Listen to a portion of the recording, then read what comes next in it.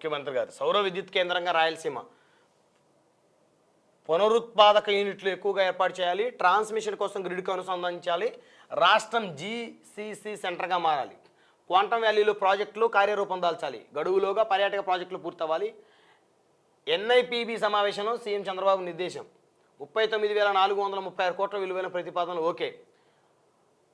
1,11,000 మందికి ఉద్యోగ అవకాశాలు సూపర్. విశాఖలో ఇన్ఫోసిస్, సీమలో గ్రీన్ ఎనర్జీ యూనిట్లు. ఇవన్నీ మనం ఇంటానే ఉన్నాం కానీ వచ్చినప్పుడు అనుకోవాలి. ఏడాదిలో మరోసారి గృహప్రవేశాలు ముఖ్యమంత్రి. ఇక ఉప ముఖ్యమంత్రి సంబంధించిన వార్త ఉంది ఇక్కడ. భూగర్భ జలాలను కాపాడుకుందాం, ప్రజల్లోనూ చైతన్యం కలిగిద్దాం, అప్పుడే భవిష్యత్తు తరాలకు భరోసా. ఉప ముఖ్యమంత్రి పవన్ పిలుపు. ఇవి ప్రధానమైనటువంటి వార్తలండి. మనం ఒకసారి సాక్షి కూడా చూద్దాం, ఎందుకంటే నిన్న వాళ్ళకి గొడవ అయింది కదా. సో వీళ్ళేమో రాశారు చూద్దాం. వాళ్ళేమో దాడి అన్నారు, మరి వీళ్ళేమో రాస్తారు చూద్దాం. అబ్బు వీళ్ళు పెద్ద ఎత్తున ఇదేంటిది, లలిత హాస్పిటల్ గుంటూరు.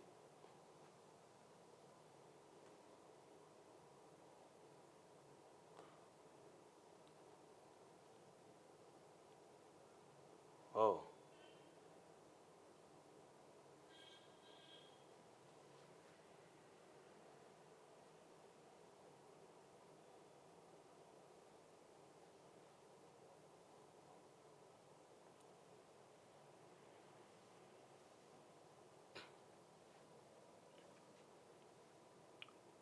ప్రధానంగా సాక్షిలో వచ్చినటువంటి వార్తలు. వియ్యంకుల ప్యాకేజీ, బాబుకు బాకా, డిపిటీలు వాటా, అమరావతి ముసుగులో దోచుకో పంచుకో తినుకో అని రాశారు వీళ్ళు. ఈనాడు కిరణ్ వియ్యంకుడి కంపెనీ ఆర్వీఆర్ ప్రాజెక్టుకు పలు కాంట్రాక్టులతో భారీ లబ్ధి. అమరావతిలో 13 సాగునీటి ప్రాజెక్టులో 4 ప్యాకేజీలతో 6,859 కోట్ల పన్నులు పొందారు. మొబిలైజేషన్ అడ్వాన్స్ రూపంలోనే ఏకంగా 685 కోట్లు చెల్లింపులు. అంచనా వ్యయం పెంచేసి అధిక ధరలకు కట్టబెట్టడం ద్వారా భారీగా ప్రయోజనం. అమరావతిలో రోడ్లు వేయడానికే 2 లక్షల కోట్లు కావాలి. ఇక ఎన్ని దశాబ్దాలు పడుతుందో తెలియదు. వీళ్ళకి ఎట్లా తెలుసు రోడ్డు 2 లక్షల కోట్లు ఎందుకు అవుతుంది అమరావతి రోడ్లు వేయడానికి? మరీ దారుణమైన వార్త. అది ఆచరణ సాధ్యం కాదని తెలిసినా రాష్ట్రానికి ఏ రాజధాని లేకుండా పోతుందని అంతా హెచ్చరిస్తున్నా అమరావతిలో తమ దోపిడీ కోసమే ప్రజల కళ్ళకు గంతలు కడుతున్న దొంగల ముఠా. మావిగన్ ఏపీకి గ్రోత్ ఇంజన్లా. ఈ మావిగన్కి జాకీ వేశారు ఇక్కడ సాక్షిలో. మావిగన్ ఏపీకి గ్రోత్ ఇంజన్లా మారుతుందంటూ విద్యావంతులు, మేధావులు, ఆర్థికవేత్తల ప్రశంసలు. దాంతో అమరావతి ముసుగులో తమ దోపిడీకి తెరపడుతుందని గజ దొంగల తీవ్ర ఆందోళన. మరి ఎవరు ఆ విద్యావంతులు, మేధావులు, ఆర్థికవేత్తలు తెలియదు మనకి. మనకు కావాల్సిన వార్త ఇక్కడ చూద్దాం. హైదరాబాద్లోని ఏబిఎన్ ఆంధ్రజ్యోతి కార్యాలయం వద్ద నిరసన తెలుపుతున్న వైఎస్ఆర్సీపీ నేతలు. రాధాకృష్ణ ఖబర్దార్, ఒళ్ళు దగ్గర పెట్టుకొని రాతలు రాయండి. మహిళలను కించపరిచిన రాధాకృష్ణ వ్యాఖ్యలపై నిరసనాగ్రహం. ఏబిఎన్ ఆంధ్రజ్యోతి చెత్త పలుకుపై వైఎస్ఆర్సీపీ శ్రేణుల కన్నెర్ర. హైదరాబాద్లోని ఏబిఎన్ కార్యాలయం ఎదుట శాంతియుత నిరసన. రాష్ట్రంలో పలు చోట్ల ఆంధ్రజ్యోతి పత్రిక ప్రతుల దహనం.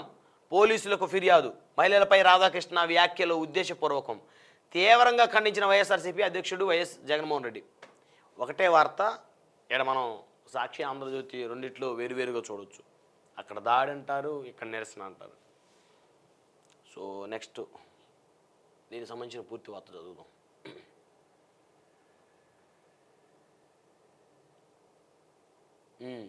వచ్చేసింది. ఇక చూడండి కీలకమైనటువంటి వార్త. మహిళలపై రాధాకృష్ణ వ్యాఖ్యలు ఉద్దేశపూర్వకం. తీవ్రంగా ఖండించిన వైఎస్ఆర్సీపీ అధ్యక్షుడు వైఎస్ జగన్. ప్రజల్లో మావిగన్ ప్రతిపాదనపై చర్చలు దారి మళ్లించేందుకే అసభ్యకర భాష. రాజకీయంగా ఎదుర్కోలేక తప్పుడు ప్రచారాలు, మహిళలపై దూషణలు. చంద్రబాబు ఆయన అనుకూల మీడియా కుట్రల్లో ఇది భాగం. రాధాకృష్ణ క్షమాపణ చెప్పాలని శాంతియుత నిరసనల మధ్య మా పార్టీ నేతల డిమాండ్. ఆ వ్యాఖ్యలను సమర్థించడం చంద్రబాబు, లోకేష్, పవన్ కళ్యాణ్కు మహిళలపై ఉన్న ద్వేష భావానికి నిదర్శనం. ఈ మాట ఎవరంటున్నారు? రాధాకృష్ణ క్షమాపణ చెప్పాలని శాంతియుత నిరసనల మధ్య మా పార్టీ నేతల డిమాండ్ అని సాక్షి మీరు ఎట్లా రాస్తారు? వైసీపీ నేతల డిమాండ్ అని రాయాలి, లేకపోతే పలానా వ్యక్తి అన్నాడు మా పార్టీ నేతల డిమాండ్ అని రాయాలి. జగన్మోహన్ రెడ్డి గారు అన్నారనా? ఓకేలే, జగన్మోహన్ రెడ్డి గారు అన్నారని ఇక్కడ ఇక్కడ చూస్తే జగన్ గారు ఏమన్నారు, రాష్ట్రంలో మావిగిన ప్రతిపాదనపై ప్రజల్లో జరుగుతున్న చర్చను దారి మళ్లించేందుకు ABN Andhrajyothy channel MD Vemuri Radhakrishna మహిళలను ఉద్దేశించి అసభ్యకర దిగజారిన భాషతో వ్యాఖ్యలు చేశారని వైఎస్ఆర్సీపీ అధినేత మాజీ ముఖ్యమంత్రి వై జగన్మోహన్ రెడ్డి ఆగ్రహం వ్యక్తం చేశారు. మహిళలను రాజకీయ చర్చల్లోకి లాగడం విమర్శ కానే కాదని, రాధాకృష్ణ వ్యాఖ్యలు మహిళలను అవమానించడమే కాకుండా కించపరిచేలా చేసిన దాడిగా భావించాలన్నారు. ఈ మేరకు మంగళవారం ఆయన సామాజిక మాధ్యమం ఎక్స్లో పోస్ట్ చేశారు. రాధాకృష్ణ వివక్ష పూరిత జర్నలిజంతో మహిళలపై చేసిన అనుచిత వ్యాఖ్యలను తీవ్రంగా ఖండించారు. రేపు వైఎస్ జగన్మోహన్ రెడ్డి మీ భార్యలు కాదని చెబితే మీరు దాన్ని నమ్మి మీ సొంత భార్యలను అక్కా చెల్లెలుగా భావించి మరీ పెళ్లి సంబంధాలు చూసే స్థాయికి దిగజారిపోతారు. అంతగా వెన్నుముకలేని నాయకులు వైఎస్ఆర్సీపీలో ఉన్నారంటూ వేమూరి రాధాకృష్ణ వ్యాఖ్యానించారు. ఇది మహిళలను అవమానించడానికే కాదు, ప్రజల్లో మావిగిన ప్రతిపాదనపై జరుగుతున్న చర్చను దారి మళ్లించడానికి ఉద్దేశపూర్వకంగా చేసిన ప్రయత్నం. మావిగిన ప్రతిపాదితను రాజకీయంగా ఎదుర్కోలేక చంద్రబాబు ఆయన అనుకూల మీడియా కుట్రలో భాగంగా ప్రజల దృష్టిని మళ్లించే ప్రయత్నం చేస్తుంది. ఇందులో భాగంగానే తప్పుడు ప్రచారాలు చేయడమే కాకుండా దూషణలకు దిగారు.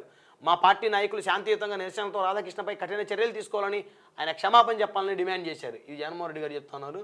ఇక్కడ చూస్తే రాధాకృష్ణ ఖబర్దార్, ఏబిఎన్ రాధాకృష్ణ గారిని ఖబర్దార్ అంటున్నారు. ఇక్కడ లక్ష్మీపార్త గారు కూడా ఉన్నారు, మరి కొంతమంది కీలక నేతలు ఉన్నారు. ఏబిఎన్ ఆంధ్రజ్యోతి చెత్త పలుకుపై వైఎస్ఆర్సీపీ శ్రేణులు కన్నెర్రా, విలువలన్నీ విడిచేసి బ్రోకరేజాన్ని జర్నలిజం ముసుగేసి ఏబిఎన్ ఆంధ్రజ్యోతి ఎండి రాధాకృష్ణ సాగిస్తున్న చెత్త పలుకుపై రాష్ట్ర వ్యాప్తంగా నిరసనాగ్రహాలు వెల్లువెత్తుతున్నాయి. మహిళల ఆత్మ గౌరవాన్ని కించపరిచేలా దిగజారిన రాతలు రాస్తున్నాడంటూ రాధాకృష్ణపై రాష్ట్ర ప్రజలు దుమ్మెత్తిపోశారు. ఇలాంటి రోతరాతలు రాధాకృష్ణకు కొత్త కాదని, ఇప్పటికైనా బుద్ధి తెచ్చుకోవాలని సోషల్ మీడియాలో పోస్టులు వెల్లువెత్తాయి. వైఎస్ఆర్సీపీ నాయకులే లక్ష్యంగా వారి కుటుంబ సభ్యులపై అత్యంత నీచమైన వ్యాఖ్యలు చేసిన రాధాకృష్ణను వెంటనే అరెస్ట్ చేసి తగిన విధంగా శిక్షించాలని ఆ పార్టీ నాయకులు, కార్యకర్తలు రాష్ట్ర వ్యాప్తంగా నిరసనలు, ధర్నాలు చేపట్టారు. ఆంధ్రజ్యోతి దినపత్రిక ప్రతులను దహనం చేస్తూ తమ ఆగ్రహాన్ని వ్యక్తం చేశారు. హైదరాబాద్లోని ఆంధ్రజ్యోతి ప్రధాన కార్యాలయం వద్ద కూడా భారీ సంఖ్యలో కార్యకర్తలు, నాయకులు పాల్గొని రాధాకృష్ణ రాతలకు వ్యతిరేకంగా నినాదాలు చేస్తూ నిరసన తెలిపారు. మహిళలను కించపరిచేలా దిగజారి రాతలు రాయటం, వ్యాఖ్యలు చేయటం భావ ప్రకటన స్వేచ్ఛ కిందకు ఎలా వస్తుందని ప్రజాస్వామికవాదులు ప్రశ్నిస్తున్నారు. ఇది ప్రధానంగా చూస్తే ఏబిఎన్ రాధాకృష్ణ గారికి సంబంధించి ఆయన ఏబిఎన్లో వచ్చినటువంటి కొత్త పలుకు ఏదో ఉంటుంది. సో దాని మీద ఆయన కార్యక్రమం మీద, మరి ఆ వ్యాఖ్యల మీద వీళ్ళందరూ మండిపడతా ఉన్నారు. చూస్తే ఆంధ్రజ్యోతి కార్యాలయం ఎదుట ఫోటో చూడొచ్చు. కీలకమైనటువంటి వైసీపీ నేతలు ఉన్నారు, ఇందులో మహిళా నేతలు ఉన్నారు. ప్రధానంగా లక్ష్మీపార్త గారు, నందమూరి లక్ష్మీపార్త గారు, సో ఎన్టీ రామారావు గారి సతీమణి, వైఎస్ఆర్సీపీ నాయకురాలు. సో వారిని చూడొచ్చు ఇక్కడ. అయితే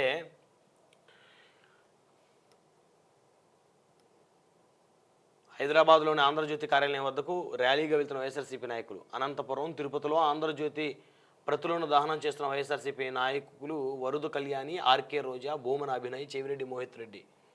సో మొత్తానికి చాలామంది వచ్చారు ఇక్కడ చూడొచ్చు. ఇక్కడ ఎవరెవరు ఏం మాట్లాడారు. చంద్రబాబు మనసులో ఉన్నదే రాధాకృష్ణ రాస్తున్నారు. కాకాని గోవర్ధన్ రెడ్డి మాజీ మంత్రి. ఇది వేశ్య రాజకీయం. జోగి రమేష్ మాజీ మంత్రి. ఏబిఎన్ రాధాకృష్ణ జర్నలిజం ముసుగులో వేశ్య రాజకీయం చేస్తున్నారు. బూతు పత్రికను పెట్టుకుని చెడు రాతలు రాస్తున్న వైఎస్ఆర్సీపీ కుటుంబంపై ఇష్టం వచ్చిన రాతలు రాస్తే తెలుగు ప్రజలు తరిమి కొడతారు. బూతు భాషపై రాధాకృష్ణ క్షమాపణలు చెప్పాలి. ఈ జోగి రమేష్ గారు మీకు మరి మాట్లాడే అర్హత ఎంత ఉందో నాకు తెలియదు, కానీ ఒకప్పుడు మీరు వేదికల మీద, ముఖ్యమంత్రి గారు ఉన్న వేదికల మీద ప్రతిపక్ష నాయకుల్ని నీచంగా మాట్లాడినటువంటి సంస్కృతి మీది. సో కాబట్టి ఆ నీతులు ఎవరు చెప్తే సెట్ ఏంటంటే, ఎవరైతే కొంచెం గౌరవంగా హుందాగా నడుచుకున్న నాయకులు ఎవరైతే ఉన్నారో భాషపరంగా వాళ్ళు చెప్తే సెట్ అవుతుంది, బహుశా మీకు సెట్ కాదని చాలామంది అంటున్నారు. ఇక రాధాకృష్ణ రాజకీయ వ్యభిచారి. ఈయన MLA Tadiparthi Chandrasekhar, Yerragondapalem MLA YSRCP. ABN రాధాకృష్ణకు కొలగజ్జి పట్టి రాజకీయ వ్యభిచారం చేస్తున్నారు. మీడియాను అడ్డం పెట్టుకుని చంద్రబాబు కంట్లో పడాలని మహిళలను కించపరుస్తున్నారు. పక్క రాష్ట్రంలో తలదాచుకొని అక్కడ ఒక పార్టీ, ఇక్కడ ఒక పార్టీతో రాజకీయ వ్యభిచారం చేస్తున్నారు. ఇక అంబటి రాంబాబు గారు మాజీ మంత్రి, ఆయన చూడండి, ఆ వ్యాఖ్యలు రాతలు దుర్మార్గం. ఏబిఎన్ రాధాకృష్ణ రాతలు చాలా దుర్మార్గంగా ఉన్నాయి. రాధాకృష్ణ అనే వ్యక్తి విలేకరుగా ఉంటూ అనేక తప్పుడు కార్యక్రమాలు, వ్యాపారాలు కూడా చేస్తున్నాడు. బూతు పత్రికలు, ఛానళ్ళు నడపడం సమంజసం మా అంబటి రాంబాబు గారు. ఇక నందమూరి లక్ష్మీపార్త గారు, రాధాకృష్ణ నీ పాపాలన్నీ ఇన్ని కావు. ఏబిఎన్ రాధాకృష్ణ నీ పాపాలు అన్నీ ఇన్ని కావు, దేవుడు లాంటి ఎన్టీఆర్ను పొట్టను పెట్టుకున్న దగ్గర నుంచి చంద్రబాబు తొత్తుగా వ్యవహరించావు, నీ బిల్డింగ్లో ఎన్నో పాప కార్యక్రమాలు చేసావు, పాప కార్యాలు చేసావు. అమ్మో, పాప కార్యాలు అంటే ఏంటో మరి. ఇప్పుడు వైఎస్ఆర్సీపీ మహిళల పట్ల విపరీత వ్యాఖ్యలు చేస్తున్నావు. నీ కుటుంబం ఏమిటి, నీ భార్య నీ కూతురు పరిస్థితి ఏంటి, ఒక్కసారి వారి గురించి కూడా రాయి. నీ పాపం పండింది, బహిరంగంగా క్షమాపణ చెప్పాలి. నందమూరి లక్ష్మీ పార్వతి వైఎస్ఆర్సీపీ నాయకురాలు, ఆవిడ కూడా ఫైర్ అయ్యారు. అవి చెత్త పలుకులు. ఆదిమూలపు సురేష్ మాజీ మంత్రి. కొత్త పలుకు పేరిట చెత్త పలుకులు రాస్తున్న రాధాకృష్ణ జర్నలిజపు విలువలకు పాత్ర వేశారు. మహిళా లోకాన్ని కించపరిచే విధంగా ఇలాంటి రాతలు రాయడం దౌర్భాగ్యం. దీన్ని ఎవరో హర్షించరు. వెంటనే రాధాకృష్ణ క్షమాపణ చెప్పాలి, లేదంటే తగిన మూల్యం చెల్లించుకోక తప్పదు. ఆదిమూలపు సురేష్ మాజీ మంత్రి. సో ఇక్కడ విజయవాడ వైఎస్ఆర్సీపీ విజయవాడ సిపి కార్యాలయం, కమిషనర్ ఆఫ్ పోలీస్ కార్యాలయం అనుకుంటా వద్ద నిరసన తెలియజేసిన వైఎస్ఆర్సీపీ నాయకులు తక్షణమే క్షమాపణ చెప్పాలి. వైఎస్ఆర్సీపీ నేతల ఆగ్రహం. ఆంధ్రజ్యోతి రాధాకృష్ణపై విజయవాడ పోలీస్ కమిషనరేట్లు ఫిర్యాదు చేశారంట వైసీపీ నాయకులు. ఎవరు ఉన్నారు ఇక్కడ? మల్లాది విష్ణు గారు కనపడతా ఉన్నారు కీలకంగా. దేవినేని అవినేష్ గారు, ఆయన కూడా ఉన్నట్టున్నాడు ఇక్కడ. వెల్లంపల్లి శ్రీనివాస్ గారు, ఆయన కూడా ఉన్నట్టున్నాడు. మరి రాక్షస రాతలేలా వైఎస్ఆర్సీపీ నాయకుల ధ్వజం. సో వైసీపీలో కీలకమైనటువంటి నాయకులు అందరూ కూడా పెద్ద ఎత్తున మాట్లాడారు ఇక్కడ. ఇక చూస్తే ఇక్కడ ప్రధానంగా చూస్తే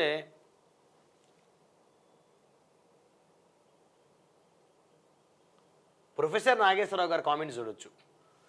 మహిళలంటే అంత చులకన, రాజకీయాల్లో విమర్శలు చేయడం సహజం, కానీ రాజకీయాల్లో కూడా మహిళలపై తప్పుడు వ్యాఖ్యలు చేయకూడదు. అలాంటిది ఇలా మహిళలను చులకన చేస్తూ ఒక జర్నలిస్ట్ రాతలు రాయడం తీవ్ర అభ్యంతరకరం. గత ప్రభుత్వంలో తన సతీమణిని అవమానించారంటూ అసెంబ్లీని కౌరవ సభ అని చెప్పి సీఎం అయ్యే వరకు సభకు రానని చంద్రబాబు శబ్దం చేశారు. ఇప్పుడు అదే తప్పు ఎలా చేస్తారు? ఇప్పటికైనా పొరపాటు దొర్లిందని చెప్పొచ్చు, చేసిన తప్పుకు పశ్చాత్తాపం వ్యక్తం చేయొచ్చు. అలా చెబితేనే మంచిది. ప్రొఫెసర్ నాగేశ్వరరావు గారు అందరికీ తెలుసు.